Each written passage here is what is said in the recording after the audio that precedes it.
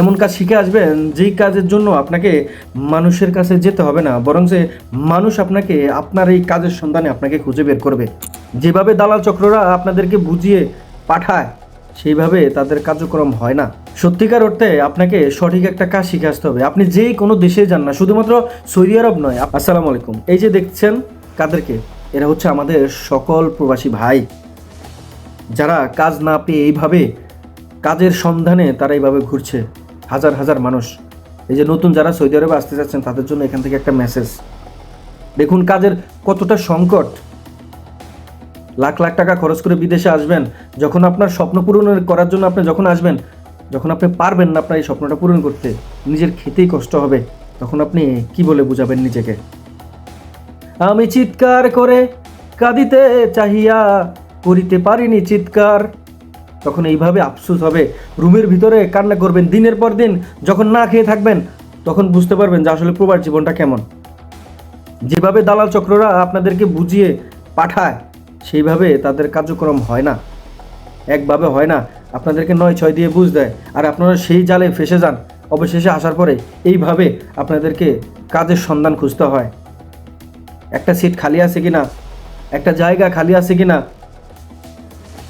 মানে সবচেয়ে নিম্ন রেটের যদি কাজও হয়, যত পরিশ্রম আছে করবে তারা, কিন্তু তাদের কাজ প্রয়োজন। দেখুন কাজ করতে হবে, তাদের খেতে হবে, পরিবার পরিজনের জন্য কিছু টাকা পাঠাতে হবে, তারাও ভালো থাকবে।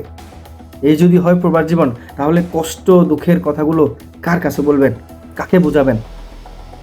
ভাবিও করিও কাজ, করিয়া ভাবিও না। আপনি আসার আগে অন্তপক্ষে 10 বার চিন্তা করবেন। আপনি যাওয়ার পর আপনার অবস্থাটা যদি এদের মতো হয়, তাহলে আপনার জন্য প্রবাস জীবনটা কেমন? এই যদি হয় আমাদের প্রবাস জীবন, তাহলে আপনি নিজেকে কি বলে সান্ত্বনা দেবেন? তাই আপনাকে নির্দিষ্ট একটি কাজ শিখে আসতে হবে।